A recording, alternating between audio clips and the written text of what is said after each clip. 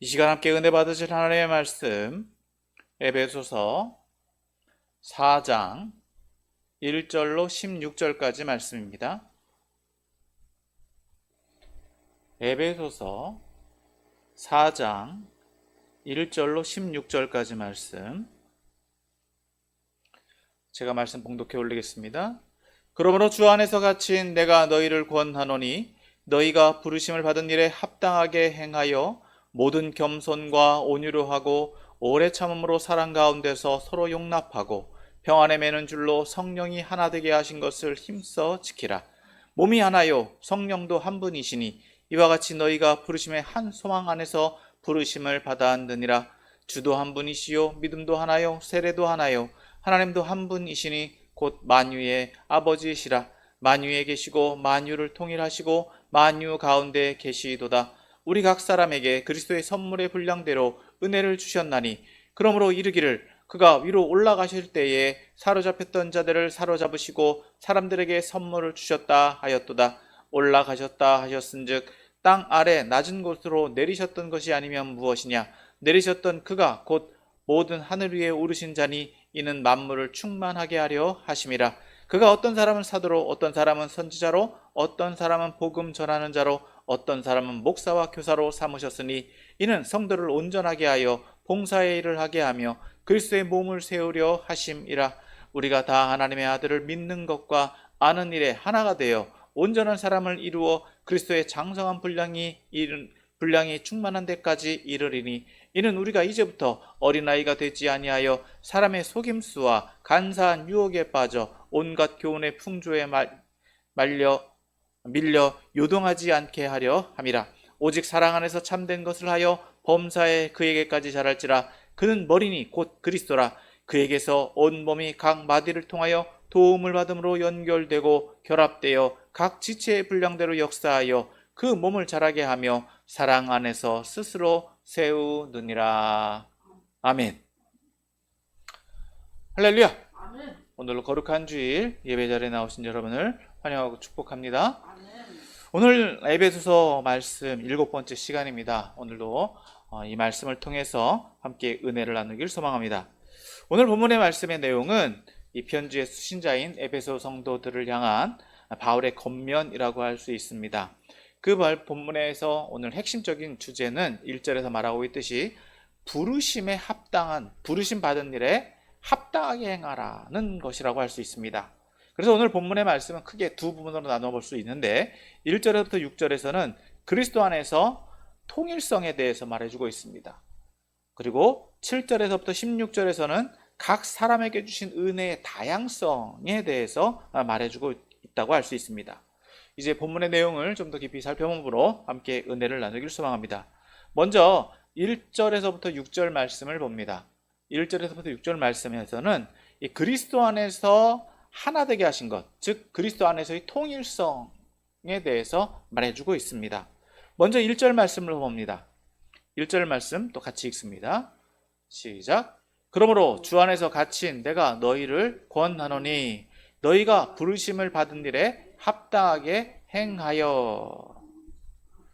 자, 앞서 말씀드린 대로 오늘 본문 말씀의 핵심을 1절에서 말해주고 있습니다. 즉 바울이 지금 너희에게 권하고 있다, 즉 권면하고 있는데 무엇을 권면하고 있느냐? 너희가 부르심을 받은 일에 합당하게 행하라. 자, 앞서 말하고 있는 것처럼 바울의 상황은 자신이 갇혀있는 상황이라고 할 수 있습니다. 그럼에도 불구하고 에베소 성도들에게 권면하고 있는 것은 자신이 하지 못하지만 이제 에베소 성도들이 할 수 있는 일이 무엇이냐는 것이죠. 그러니까 에베소 성도들이 지금 해야 되는 일은 부르심 받은 일에 합당하게 행하라는 것입니다. 자, 여기서 부르심 받은 일이라는 것은 우리가 1절에서 살펴봤죠. 하나님께서 그 백성들을 부르셨다, 즉 택하시고 부르셨다, 즉 예정 속에서 부르셨다라는 것을 1장에서 우리는 이미 살펴보았습니다. 그러니까 이제 부르심을 받은 이들, 즉 에베소 성도들은 그 부르심 받은 일, 즉 부르심에 응답하여 그리스도를 영접하고 성령의 내주하심을 통해서 믿음을 가지고 있는 그 상황을 이제 거기에서 멈춰 있는 것이 아니라 그 부르심 받은 일에 대해서 주어진 일, 그것에 대해서 그 상황에 대해서 이제 해야 될 일이 있다라는 것이죠.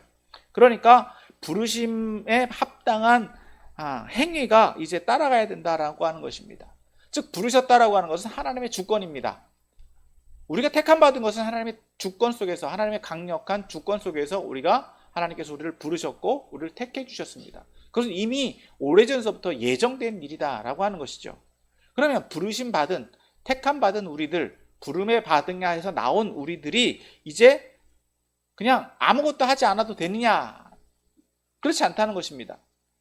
우리가 하나님의 부르심에 반응해서 나왔다 할지라도 하나님의 사역과 우리들이 그에 따라서 행해야 되는 것들이 병행되어야 된다라고 하는 것입니다. 즉 그에 따르는 합당한 반응이 있어야 된다라고 하는 것이죠. 그러니까 그것이 오늘 본문 말씀의 대전제다라고 하는 것입니다. 그러면 부르심을 받은 일에 합당하게 행하는 일이 무엇이냐라는 것이 오늘 본문에서 살펴볼 내용이다라는 것입니다. 자, 그에 대해서 먼저 2절, 3절에서는 이렇게 말씀하고 있습니다. 2절, 3절 또 같이 봅니다. 시작. 모든 겸손과 온유로 하고 오래 참음으로 사랑 가운데서 서로 용납하고 평안에 매는 줄로 성령이 하나 되게 하신 것을 힘써 지키라. 자, 2절에서 말씀하고 있듯이 이제 우리들이 행해야 되는 것은 바로 서로 용납하게 하는 것, 또 성령이 하나 되게 하신 것을 힘써 지키는 것이다 라고 하는 것입니다. 즉 성령이 하나 되게 하신 것, 즉 우리가 성령 안에서 하나다라고 하는 것이죠. 이것이 오늘 본문에서 우리가 첫 번째로 행해야 되는 것이다 는 것입니다. 그러면 그것을 어떻게 행해야 되느냐? 자, 2절에서 말씀해 주고 있죠. 사랑 가운데서 서로 용납하는 것입니다. 서로를 용납하는 것이다 라는 거예요. 자, 오늘 부르심 받은 사람들, 여기서 서로 용납한다라고 하는 것은 여기에서 전제는 뭐냐? 서로 다르다라고 하는 거예요. 서로 다른 사람들이 어떻게 해야 된다고요? 하나 되었기 때문에 이 하나됨을 위해서는 이 다른 존재들을 서로 용납할 수 있어야 된다. 즉 통일되게 하는 전제는 바로 서로 용납합니다 라고 하는 것입니다. 그런데 그 전제, 그 용납하기 위해서 필요한 또 전제가 무엇이냐? 사랑이 있어야 된다. 근데 그 사랑의 속성이 뭐냐? 겸손과 온유다라고 하는 거예요. 겸손이다라고 하는 것은 뭡니까? 자기를 낮추는 거죠. 그리고 온유다라고 하는 것은 뭡니까? 친절함이에요. 부드러움이에요. 다른 말로 표현하면 앞서 말씀드린 것처럼 친절함입니다. 그리고 여기에서 또 들어가는 것이 뭡니까? 오래 참는 거예요. 인내예요. 이런 것들이 이런 속성을 가진 무엇? 사랑으로. 사랑 가운데 서로 용납해야 된다. 서로를 용납하는데 이런 전제가 없다라고 한다면 그것은 용납하는 게 아닌 거죠. 그냥 참는 거예요. 봐주는 거예요. 서로 용납한다라고 하는 것은 서로를 이해하고 완전히 수용되어져서 하나가 되는 것. 이 하나가 되는 존재에는 무엇이 또 따른다? 3절에서 말하고 있는 것처럼 평안함이 따르는 거예요. 평안함이 있어야 된다라고 하는 거예요. 서로를 용납하는데 평안함이 없어요? 그럼 용납하는 것이다? 용납하는 것이 아니다라고 하는 거예요. 그냥 봐주는 거예요. 언제든지 터질 수 있는 상황들, 언제든지 문제는 일어날 수 있는 상황들이 있다라고 하는 것이죠. 그러니까 서로 용납함에는 무엇이 따라온다? 평안이 따라와야 된다.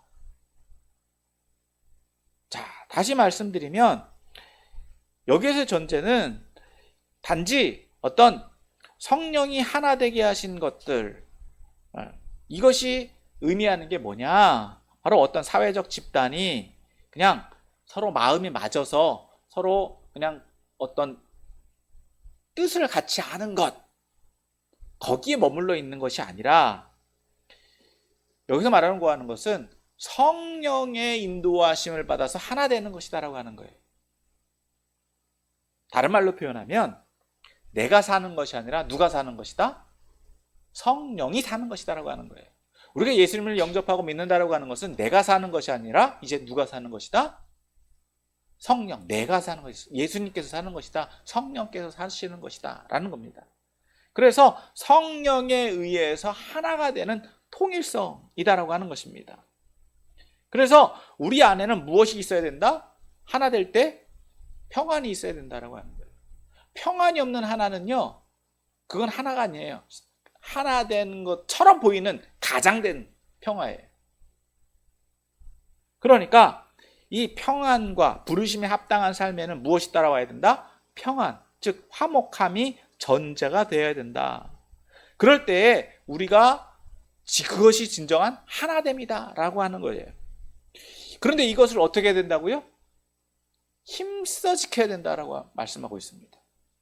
자, 바울이 이렇게 힘써 지키라라고 말하고 있는 것은 어떻게 될 수 있다는 겁니까?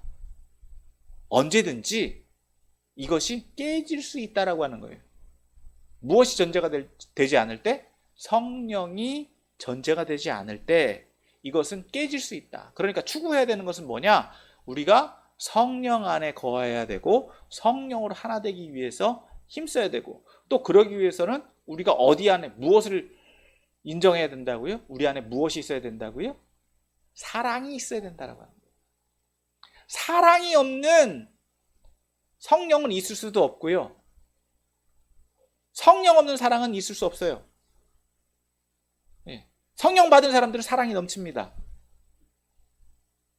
그럼 다시 말로 표현하면 성령 받은 사람은 무엇이 있어야 된다고요? 화목함이 있어야 돼요. 평안함이 있어야 돼요. 남을 인정하고 배려하고 내가 또 그 사람에 대한 오래 참음이 있어야 되는데 이것이 없다라고 하면은요, 그건 성령 받은 것이다, 안 받은 것이다. 성령 받은 척하는 거예요. 진정한 성령이 아니다라고 하는 거죠.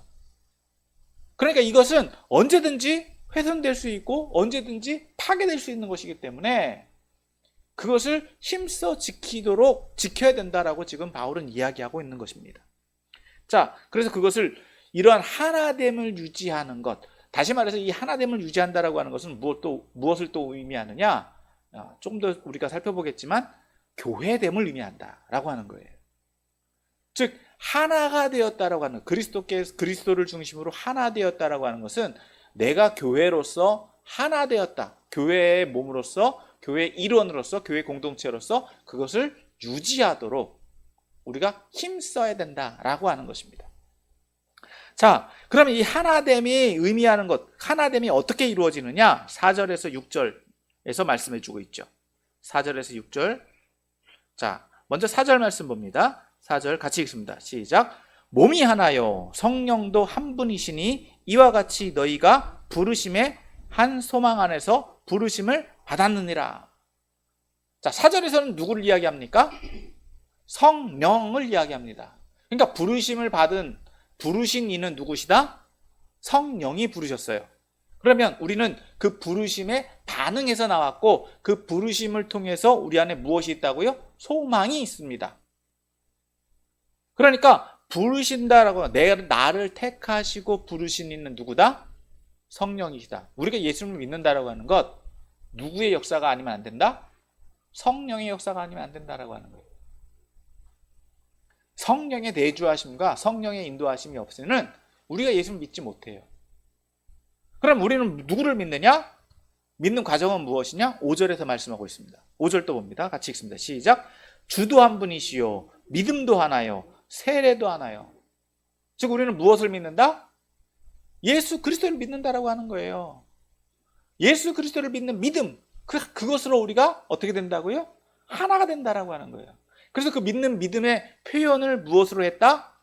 세례를 통해서 우리가 믿는다라고 그 통과 의례를 거쳤다라고 말하고 있는 거예요.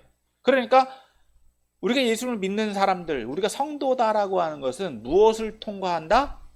예수님을 그리스도로 인정하고 그리스도를 믿는 믿음으로 하나 되어지고 그것을 믿는 증표로 우리는 무엇을 받았다? 세례를 받았다. 그래서 우리가 예수 그리스도 안에서 하나가 된다라고 하는 거예요. 자, 그럼 이제 세 번째 6절입니다. 6절 또 같이 읽습니다. 시작. 하나님도 한 분이시니 곧 만유의 아버지시라. 만유 위에 계시고 만유를 통일하시고 만유 가운데 계시도다. 그럼 이것을 전체를 다 주관하시는 분은 누구시다? 하나님이다라고 하는 거예요. 바울은 지금 성령님, 예수님, 하나님을 통해서 한 분에 대해서 이 각양의 모습을 지금 얘기를 해주고 있는데, 그러니까 마지막 6절에서는 누구를 이야기한다고요? 하나님을 얘기한다는 거예요. 즉 하나님을 우리는 누구라고 여깁니까? 아버지라고 여겨요. 아버지. 하나님을 아버지로 여긴다. 그러면 다른 말로 표현하면 우리는 주님 안에서 우리가 하나님을 아버지로 섬긴다라고 한다면 우리는 다 형제요 자매다라고 하는 거죠. 한 가족, 한 공동체가 되었다라고 하는 거예요. 그러니까 그 하나님은 어떤 분이시다? 만유 위에 계신 분, 만유를 통일하시고 만유 가운데 거하시는 분, 천지우주 만물을 창조하시고 그 모든 것들을 주관하시는 분이다라고 하는 거예요. 그러니까 우리가 하나님 안에서 또 어떻게 된다고요? 하나가 되었다라는 겁니다. 자, 그래서 바울이 지금 이야기하고 있는 것은 뭐냐? 우리가 한 믿음 안에 있는데 그 한 믿음 안에 있는 것은 우리는 무엇을 통해서? 성령의 부르심을 받아서 우리가 예수 그리스도를 믿고 한 아버지이신 하나님을 통해서 우리가 하나가 되었다. 지금 그것을 이야기하고 있는 거예요. 그래서 그것이 우리가 부르심 받은 일에 합당하게 해가는 첫 번째 일이다 라고 이야기하는 겁니다. 그래서 우리가 하나 되는 것들을 힘써 지켜야 된다. 교회 되게 하신 것을 힘써 지켜야 된다 라고 이야기하고 있는 거예요. 자, 그런데 여기서 또 보면은 그러면 부르신 이들 앞에서 보는 것처럼 4절, 5절, 6절에서 보면 똑같이 성령께서 우리를 부르셨고 예수님을 통해서 우리가 하나 되어졌고 하나님을 통해서 우리가 하나 되어졌다 라고 하는, 전자는 부르신 이에 대해서 얘기하고 있고 또 후자는 우리가 부르심 받은 이들이 뭘 해야 되느냐 라고 하는 것을 지금 후자에서는 이야기해 주고 있다는 것입니다. 그래서 전제는 무엇이다? 하나 되는 거예요. 어떻게 하나 된다고요? 예수 그리스도를 통해서 한 공동체, 한 몸, 한 가족, 한 형제, 한 일원이 되었다라고 하는 것을 이야기해 주고 있고 그것을 지켜야 된다 라고 말씀해 주고 있다는 것입니다. 자, 그런데 여기서 멈추는 것이 아니라 하나로만 가는 것이 아니라 이제 하나가 되었다라고 해서 그것을 멈추는 것이 아니라 7절에서부터 16절에서는 또 이렇게 이야기합니다. 다양성이 있다라는 거예요. 똑같은 하나의 공동체, 통일성을 주장을 하지만 그것을 이루기 위해서는 무엇이 필요하다? 다양함이 필요하다. 자, 7절 말씀 봅니다. 7절. 자, 먼저 7절에서 16절에서는 이 부분을 또 두 부분으로 나눠볼 수 있는데 7절에서 10절은 이 다양성의 특징과 이유에 대해서 이야기해 주고 있고요. 또 11절에서 16절은 다양성의 목적에 대해서 이야기를 해주고 있어요. 그러면 7절에서 10절 말씀을 보는데 먼저 7절 말씀을 봅니다. 7절 같이 읽습니다. 시작. 우리 각 사람에게는 그리스도의 선물의 분량대로 은혜를 주셨나니. 자, 각 사람에게 어떻게 주셨다고요? 그리스도의 선물의 분량대로 은혜를 주셨다. 자, 여기서 먼저 무엇을 주셨다는 겁니까? 은혜를 주셨는데 어떻게 주셨다고요? 분량대로. 각 사람에게 똑같이 주신 게 아니라 각 사람이 받을 만큼 각 사람에게 다르게 각양의 모습으로 주셨다라고 말하고 있어요. 자, 그런데 여기서는 누가 이것을 주셨다라고 말하고 있지는 않습니다. 그것을 주신 분이 누구인지에 대해서는 8절에서부터 10절 말씀에서 말해주고 있는데, 자, 8절 말씀 먼저 봅니다. 8절 같이 읽습니다. 시작. 그러므로 이르기를 그가 위로 올라가실 때에 사로잡혔던 자들을 사로잡으시고 사람들에게 선물을 주셨다 하였도다. 자, 여기서 이르기를이라고 하는 것은 어떤 다른 성경을 인용하는 거죠. 시편 말씀을 인용하고 있는 건데 이것을 그대로 적용해서 본다면 내려오셨다가 9절 10절에서 또 이야기하고 있는 것을 볼 때 이 8절을 좀 더 설명해 주는 게 9절 10절입니다. 자, 올라가셨다 하였은즉 땅 아래 낮은 곳으로 내리셨던 것이 아니면 무엇이냐? 내리셨던 그가 곧 모든 하늘 위에 오르신 자니 이는 만물을 충만하게 하려 하심이라. 자, 여기서 내려왔다 올라갔다 누가 하셨다고요?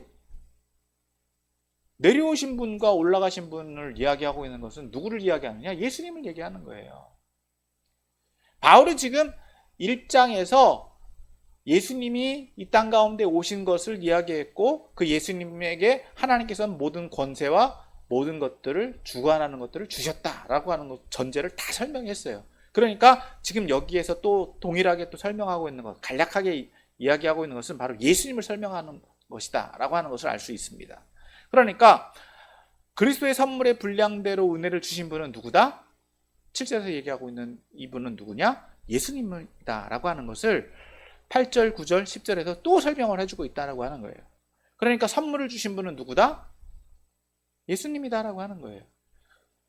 그 선물이 무엇인지에 대해서는 은혜를 주셨다라고 말해주고 있는데, 자, 이 은혜, 이 선물이 은혜로 이해를 해야 되느냐라고 하는 거에 대해서는 이제 11절, 12절에서 보면 조금 더 이해를 할 수 있습니다. 자, 11절 말씀을 봅니다. 자, 같이 읽습니다. 시작. 그가 어떤 사람은 사도로, 어떤 사람은 선지자로, 어떤 사람은 복음 전하는 자로, 어떤 사람은 목사와 교사로 삼으셨으니. 자, 여기서 보면은 직분이 나와요. 어떤 사람은 사도로, 어떤 사람은 선지자로, 어떤 사람은 복음 전하는 자로, 어떤 사람은 목사와 교사로 삼으셨다. 자, 그 당시에도 이런 직분이 있었던 것처럼 보여지는데, 오늘날처럼 어떤 구체적인 이 사람은 선지자다, 어떤 사람은 사도다, 어떤 사람은 복음 전하는 자다라고 하는 딱 구분된 것이라기보다는 특징적인 직무라고 볼 수 있습니다. 어떤 사람은 또 사도의 직무를 잘 감당하는 역할, 어떤 사람은 선지자의 역할, 어떤 사람은 복음 전하는 자의 역할, 어떤 사람은 목사와 교사, 즉 목사라고 하는 건 지도자, 또 교사라고 하는 건 가르치는 사람이라는 의미를 가지고 있는데, 어떤 한 사람에게 딱 이러한 직분이 주어졌다라기보다는 이런 사역적인 부분들이 고르게 나타나고 있다라고 하는 것, 다양하게 나타나고 있다라고 하는 것을 볼 수 있습니다. 그러니까 이런 것들이 어떻게 표현되었느냐, 어떻게 나타나고 있느냐, 좀 다른 성경을 인용한다라고 한다면 은사에 따라서 이 직무가 구분된다라고 볼 수 있어요. 그러니까 그리스도의 분량, 즉 7절에서 말하고 있는 것처럼 그리스도의 선물의 분량대로 주신 은혜가 말하는 것이 뭐냐? 바로 은사라고 볼 수 있다라고 하는 거예요. 은사에 따라서 직무가 나눠진다라고 하는 거예요. 그럼 이것은 누가 주셨다? 예수님께서 주셨는데 누구를 통해서? 성령을 통해서 주셨다라고 하는 거죠. 자, 좀 더 설명을 하면 은사는 누가 주시는 겁니까? 성령께서 주시는 거예요. 성령을 통해서 은사가 나타납니다. 성령을 통해서 주시는 것이다. 그러면 이 성령은 누굴 통해서 이 땅 가운데 들어오게 되었느냐? 예수님을 통해서 주어집니다. 그러니까 8절, 9절에서 말하고 있는 것은 뭐냐? 8절, 9절, 10절에서는 예수님이 이 땅 가운데 오셔서 그의 사역을 통해서 성령께서 누구에게나 임할 수 있도록 그 토대를 마련해 주셨고, 성령을 통해서 우리에게는 무엇이 임하게 되었다고요? 성령의 충만을 통해서 우리에게 은사가 주어졌다라고 하는 거예요. 그것이 각 사람에게 다양하게 나타났는데 어떻게 나타났다?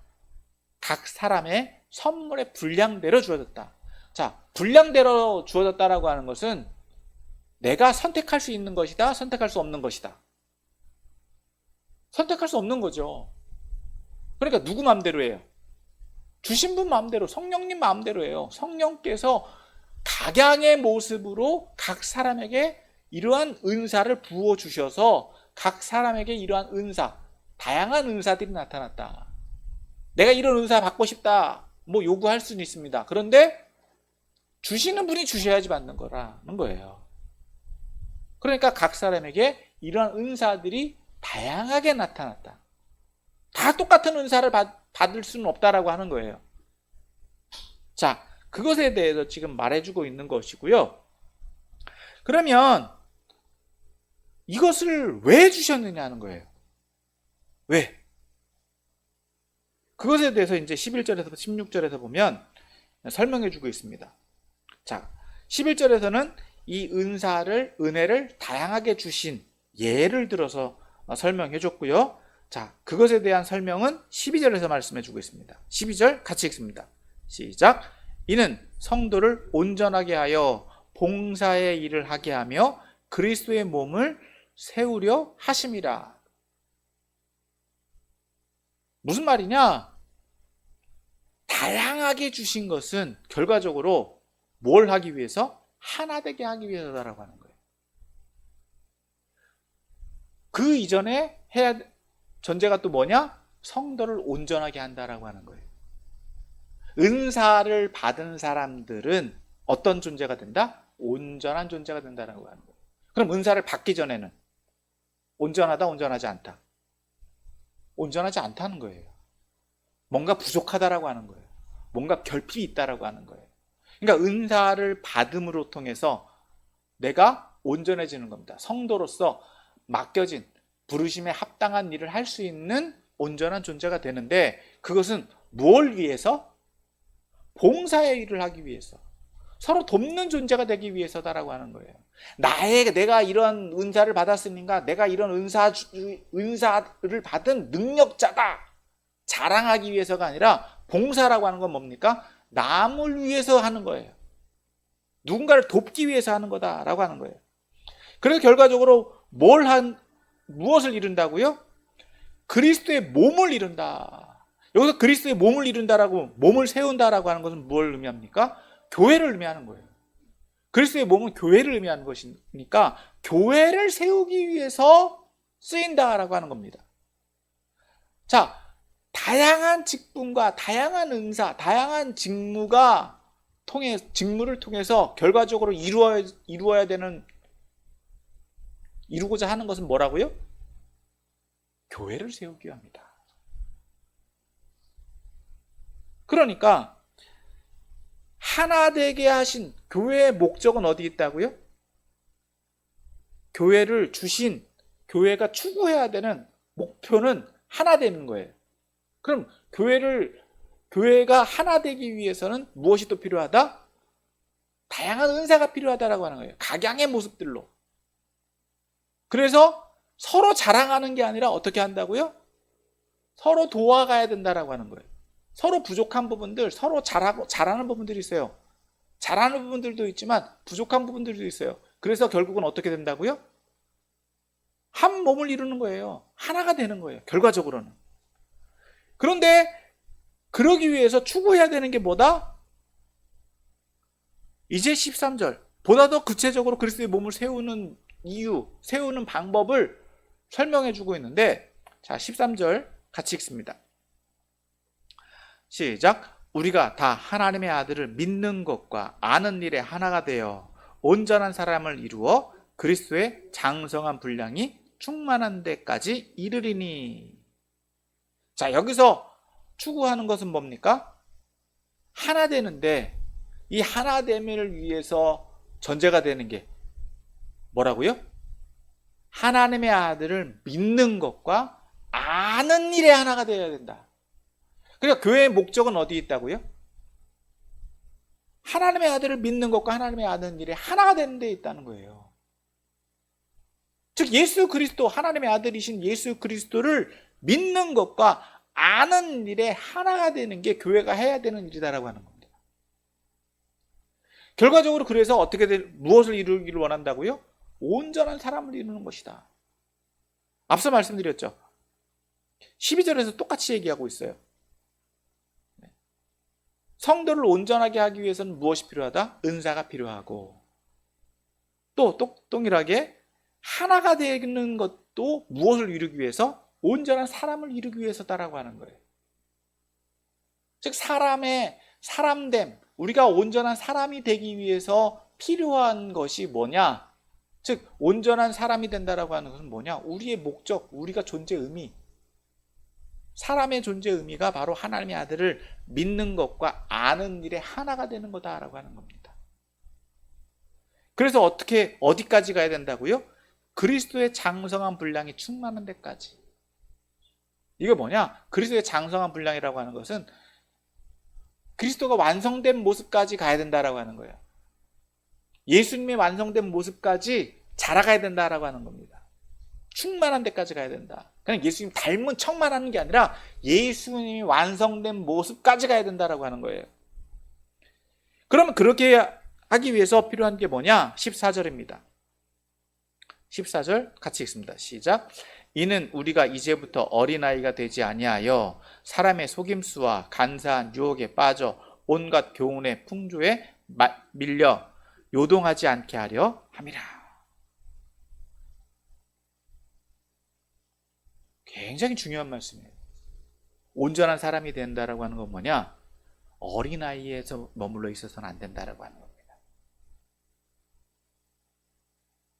어린아이에 머물러 있는 게 아니라 어디까지 가야 된다고요?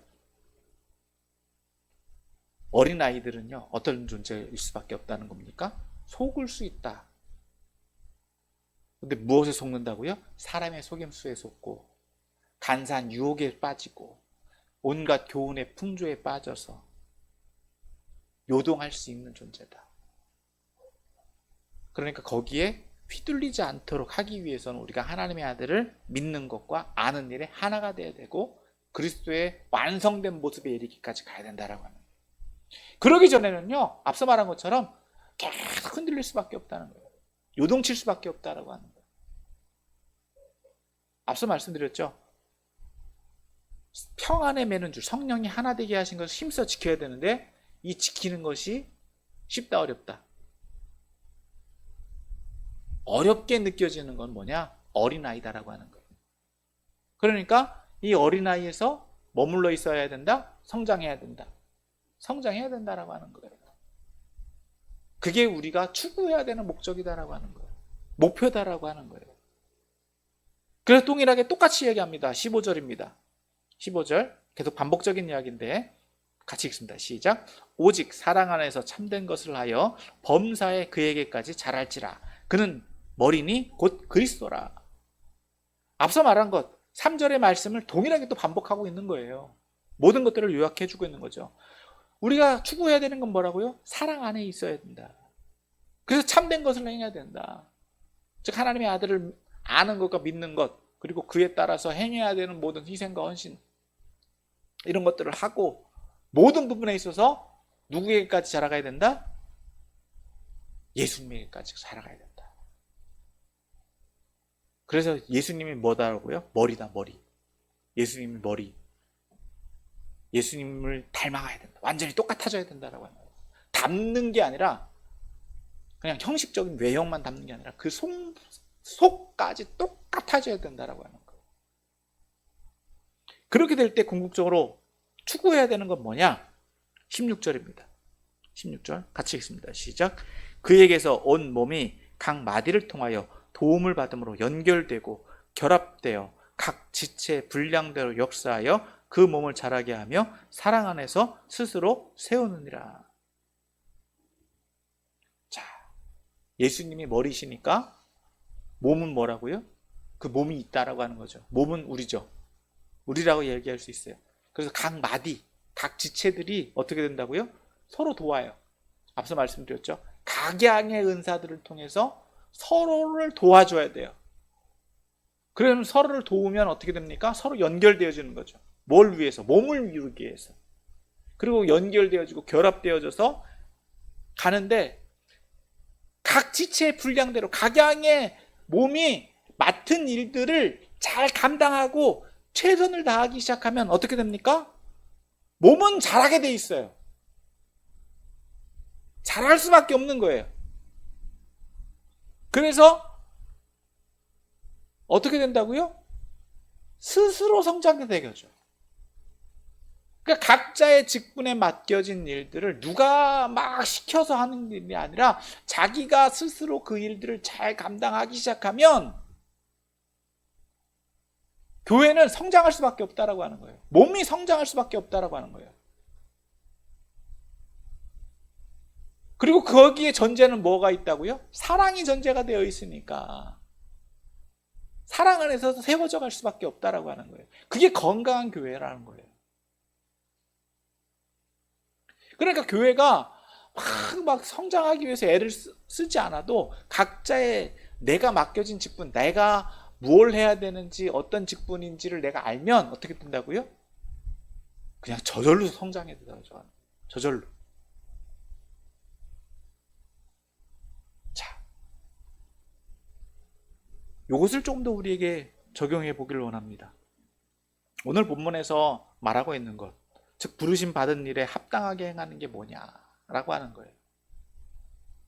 부르심 받은 일에 합당한 게 행하는 게 뭐냐. 그게 바로 내가 교회라고 하는 것을 알고, 내가 받은 은사가 무엇인지를 알고, 내가 어떤 존재인지를 알고, 내가 어떤 일들을 해야 되는지를 알면 그 일들을 행할 수밖에 없다라고 하는 거예요. 그리고 우리가 추구해야 되는 게 뭐다고요? 내가 교회다라고 하는 것과, 내가 그리스도의 몸이다라고 하는 것과, 내가 교회로서 예수님을 지체로서 그 맡겨진 직분이 얼마나 중요한 것인지, 얼마나 소중한 것인지, 얼마나 가치 있는지를 알면 그 일들을 감당해 나갈 수밖에 없다라고 하는 거예요. 그건 누가 시켜서 하는 일이 아니고 내가 내 안에서 역사하시는 성령을 통해서 나타난다라고 하는 겁니다. 그러니까 오늘 저와 여러분들이 이 말씀을 통해서 또 적용할 것은 내가 교회다라고 하는 것을 먼저 알아야 된다라고 하는 거예요. 그리고 교회를 성장시켜 나가는 방법이 뭐냐라고 하는 것을 말해주고 있습니다. 그럼 첫 번째, 교회가 추구해야 되는 것은 뭐라고요? 교회가 추구해야 되는 것은 성령이 하나 되게 하신 것을 힘써 지키는 데 있어요. 통일되어야 된다. 무엇으로? 예수님을 중심으로. 예수님으로 하나 되어야 된다라고 하는 거예요. 예수님으로 하나 되어야 돼. 그것을 위해서 우리가 오늘 부름받았다라고 하는 겁니다. 다른 무언가를 위해서 부름받은 게 아니라 예수님으로 하나 되기 위해서 부름받았다는 거예요. 많은 사람들이 교회에 나오고 예수님 믿는 목적을 잃어버려요.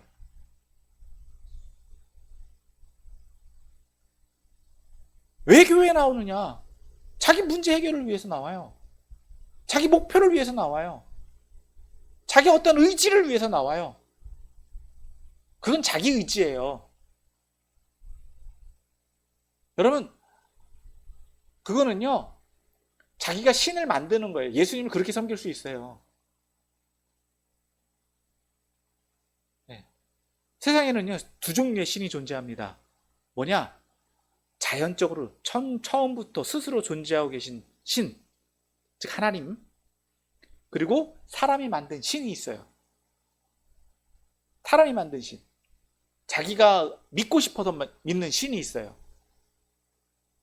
이 두 종류의 신이 있단 말이에요. 그런데 우리가 성경에서 말하고 있는 신은 어떤 분이다? 스스로 존재하는 신이에요. 스스로 존재하는 신. 그래서 그 스스로 존재하시는 분이 우리에게 말씀하셨고 그 말씀을 따라서 살아가는 것이 신앙입니다. 그거는 흔들릴 수 없어요.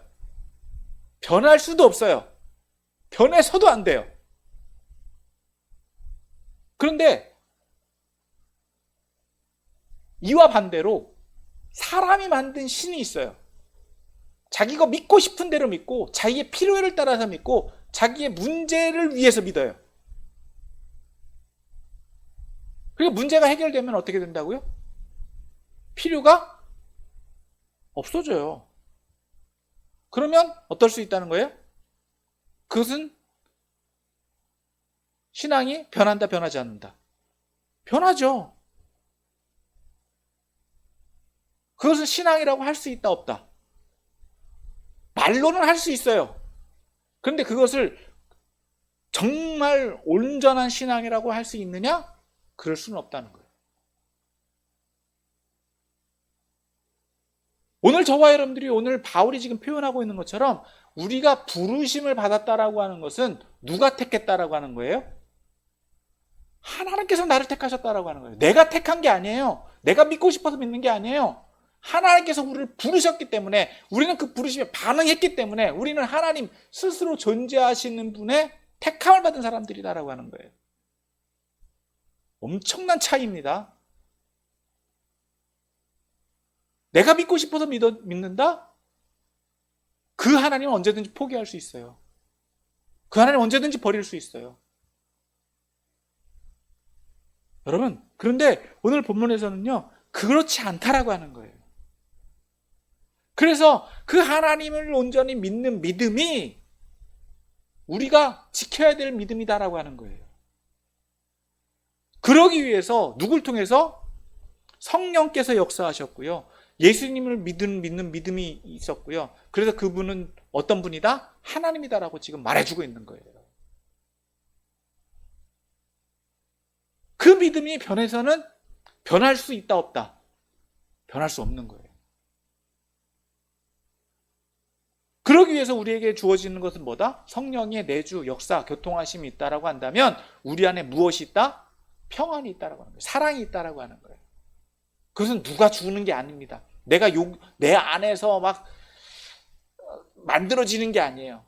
부어주시는 거예요. 내가 남을 어떻게 사랑해요?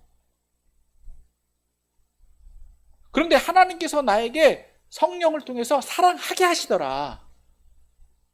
사랑하게 하시더라. 그러니까 오늘 본문에서 말하고 있는 것처럼 우리가 부르심을 받았다라고 말하고 있는 거예요. 그러니까 내가 할 수 있는 것, 그럼에도 불구하고 우리는 해야 되는 일이 있다. 뭐냐? 평안을 추구해야 되고, 내가 이미 우리 안에 무엇이 있기 때문에, 사랑이 있기 때문에 사랑하면 되는 거예요. 없는 걸 만들어내는 게 아니라 이미 주신 것을 통해서 하는 거다. 그러면 문제는 뭐냐? 내가 그것이 있는지 없는지를 보면 내 신앙이 참 신앙인지 거짓 신앙인지를 분별할 수 있다 없다? 있다. 그럼 내가 택함을 받지 않았다. 내 안에 그것이 없다. 이건 또 다른 문제잖아요. 택함 받지 않았는데도 내가 여기 있을 수 있느냐 없느냐? 택함 받지 않고는요, 믿음의 자리에 나올 수도 없어요. 문제는 뭐다? 내가 그것을 인정하느냐 인정하지 않느냐예요. 찾아보느냐 찾아보지 않느냐예요. 그러니까 우리가 추구해야 되는 건 뭐냐? 예수님께로 초점을 맞추는 거예요. 나 스스로를 내 안에 있는 예수님을 자꾸 인정하고 내 안에 있는 성령님을 인정하면 내가 저 주님 앞에 나아갈 수 있다라고 하는 거예요. 하나님의 사역과 나의 선택과 내가 할 수 있는 일들이 병행돼야 된다라는 겁니다. 그래서 내가 교회이다라고 하는 것을 인정하고 내가 교회의 일원으로서 하나 되도록 추구해야 된다라고 하는 겁니다. 여러분, 굉장히 중요한 거 여기 한 가지 더 말씀드리면, 어떤 한 지역 교회만을 위해서, 우리 사랑수복음교회만을 위해서, 장경장 목사님을 위한만을 위해서라는 게 아닙니다. 굉장히 큰 오류예요. 물론 대표성을 주시기 위해서 지역교회, 이 지역교회를 세우도록 부름받은 건 또 맞아요. 그걸 무시하라는 게 아닙니다. 근데 우리 교회만, 내 교회만, 내 목사님만, 이거는 아니다라고 하는 거예요. 이렇게 되면 이건 또 무엇과도 같을 수 있다는 겁니까? 앞서 말한 것처럼 내가 믿는 신이에요. 내가 믿는 하나님이에요. 내가 만든 하나님이에요. 이건 왜곡입니다. 굉장히 조심하셔야 돼요. 그러니까 오늘 저와 여러분들이 이 두 가지를 잘 알으셔야 돼요. 우리가 전체가 다 교회다라고 하는 거예요. 예수님의 몸이다라고 하는 거예요. 이것을 추구해야 된다. 하나 되도록 힘써야 된다. 라는 겁니다. 자, 그러면 두 번째로 뭐냐? 우리에겐 각자가 잘하는 게 있다. 각자에게 주신 은사가 있다는 거예요. 각자에게 주신 사명이 있다라고 하는 거예요. 여러분에게 주신 사명들은 다 달라요. 각양의 성령께서 여러분들에게 주신 은사가 다 있어요. 내가 하고 싶다라고 해서 하는 게 아니라 여러분들이 그냥 잘하는 걸 하시면 돼요. 이건 달란트라고도 표현하고 재능이다라고 표현할 수도 있는데, 저는 이것을 이렇게 표현해요. 어떻게 표현하느냐? 가끔은 달란트를, 재능을 어떻게 쉽게 설명해달라 표현하면 저는 이렇게 설명합니다. 제일 쉽게 표현하는 게, 내가 정말 하기 싫어도 남들보다 잘하는 거. 내 의지와 상관없이 내가 잘하는 게 있어요. 이게 달란트예요. 내가 아무리 잘하고 싶어도요, 못하는 게 있어요. 그렇죠? 이건 내 욕구예요. 내 욕심. 물론 이것도 달란트일 수 있어요. 노력에 의해서 잘하는 거. 그런데 하나님 주신 재능이나 하나님 주신 달란트는요. 정말 달라요. 나는 정말 하기 싫어. 근데 이거는 남들이 100번 하려고 해도 안 되는 걸 나는 너무 쉽게 해. 이게 뭐예요? 달란트예요. 그럼 그거 잘하시면 돼요. 그분은 그냥 가만히만 서 있어도 잘 돼. 이게 달란트는 다양해요. 정말 다양해요. 어떤 분은 요리, 어떤 분은 봉사, 어떤 분은 헌신하는 거, 어떤 분은 기도하는 거, 어떤 분은 어떤 분은 심지어 저는 이렇게도 표현하고 싶어요. 돈 버는 것도. 이건 하나님 주신 달란트는요, 너무 다양한데 문제는 뭐냐? 이게 뭐라는 거예요? 누구를 위해서 쓰이느냐에 따라 달라다는 거예요. 나를 위해서 쓰이면 이건 달란트가 아닙니다. 그건 자기 재능이에요. 그런데 이 달란트를 누구를 위해서? 주신 분을 위해서 쓰기 시작하면 이건 정말 달란트예요. 은사예요. 그래서 그 목적이 어디에 있다고요? 그리스도의 몸을 세우는 데 쓰여질 때 이것은 참된 거다. 온전하게 쓰임 받는 거다라고 하는 겁니다. 많은 분들이 은혜와 은사를 오해하시는 분들이 너무 많아요. 자기 영광을 위해서 쓰임 받기 시작했다. 여러분, 큰 오해입니다. 특히나 교회 안에서 병 고치는 치유의 은사, 축사의 은사, 축기의 은사. 여러분, 그거는 어떤 분들에게나 주실 수 있는 거예요. 성령께서. 없다고 내가 이런 특별한 은사가 없다. 여러분, 그것 때문에 속상하실 거 하나도 없어요. 앞서 말씀드렸잖아요. 남들하고 비교할 거 없어요. 다 주신 게 다 달라요. 그러니까 그것을 어떻게 하면 된다? 잘 활용하시면 돼요. 잘 활용하시면 돼요. 그래서 그것이 잘 활용되면 어떻게 된다고요? 서로의 부족함과 서로의 연약함이 어떻게 된다고요? 도와지게 되는 거죠. 근데 궁극적으로는 이 목적이 어디를 위해서? 교회를 세우는 데 통일되는 것. 하나의 몸을 이루기 위해서 쓰임받고 누구를 세우기 위해서? 머리 대신 예수님을 높이기 위해서 쓰임받으면 궁극적으로 어떻게 된다고요? 스스로 성장한다. 여러분, 교회 성장이라는 거 다른 거 아닙니다. 다른 게 아니에요. 건강해지는 거 다른 게 아닙니다. 반대로 여러분, 우리 몸에 병이 왜 생겨요? 내 몸의 지체가 잘못 반응하기 시작하고 잘못 활용하기 시작하면 병 나는 거잖아요. 너무 활용해도 문제가 되는 거고요.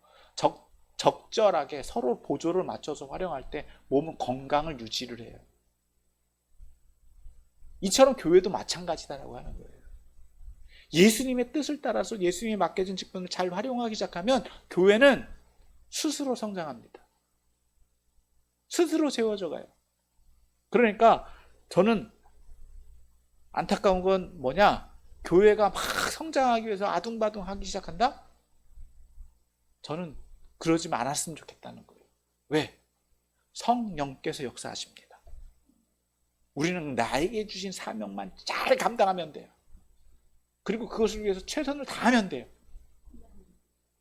그리고 나만 열심히 할 것이 아니라 서로를 도와가면서, 앞서 말씀드렸죠? 서로 용납하는 데 있어야 필요해요. 너무 한 사람만 열심히 내도요, 한 사람 또 못 따라가요. 그러면 그건 건강하다, 건강하지 않다? 건강하지 않을 수 있어요. 왜? 여러분, 이건 여담입니다만, 여러분 제일 걱정되는 게 뭐예요? 여러분 건강 중에서 다이어트 할 때 제일 안 빠지는 거 생각하시면 돼요. 뱃살 있잖아요. 이거는 그냥 가만히 있어도 찌잖아요. 여러분, 한 지체, 신체 부위가 한 부분만 막 불어 올라요. 그러면 이건 건강하다, 건강하지 않다? 건강하지 않은 거죠. 그러니까 이런 것들을 잘 생각하셔서 우리가 나에게 주어진 직분이 성령께서 나에게 어떤 지금 이 시간에 무엇을 하기를 원하십니까? 그것에 민감하게 반응하고, 또 각자의 직분이 있잖아요. 앞서 말씀드린 대로 목사와 교사와 그런 추구하고 있는 것들, 한 목표를 위해서 그것이 정당하다라고 한다면, 그 지위와 지도를 따라간다라고 한다면 교회는 온전히 성장할 수밖에 없어요. 그리고 각 교회들마다, 지역 교회들마다 특성이 다 있어요. 다 똑같을 수는 없어요. 어떤 교회는 봉사하는데, 어떤 교회는 선교하는데, 어떤 교회는 교육하는데, 각자에게 주어진 교회들마다의 특성이 다 다르단 말이에요. 근데 막 다 똑같아지려고 한다? 물론 좋을 수 있어요. 그러나 시기적으로 시대와 때를 따라서 주어진 사역과 사명이 다 다르다. 근데 궁극적으로는 어떻게 돼야 된다? 서로 한 목표를 위해서 가야 된다라는 거예요. 결과적으로 누가 영광 받으시도록? 하나님 영광 받으시고 예수님이 영광 받으시도록. 근데 우리 한국교회는 지금 각 교회들마다 자기 교회들만 세우려고 하는 문제들이 있어서 좀 안타까운데, 여러분 그것도 저는 문제라고 보지는 않아요. 필요에 따라서, 시대에 따라서 그럴 수 있다. 지금 문제는 우리가 지금 해야 되는 게 뭐냐, 내가 지금 해야 되는 게 뭐냐. 남을 비평하고 비판하는 것보다 앞서 말씀드린 것처럼 서로 용납하고 이해하고 그리스도의 몸인 우리가 지금 해야 되는 일에 최선을 다하는 것, 그걸 통해서 누가 영광 받으시도록? 하나님 영광 받으시고 예수님만 나타내도록 하는 일을 잘 하면 교회는 계속해서 성장해 간다. 성령께서 그렇게 만들어 가시니까. 그래서 성령의 인도하심을 받는 저와 여러분들이 다 되시기를 예수님의 이름으로 축원합니다.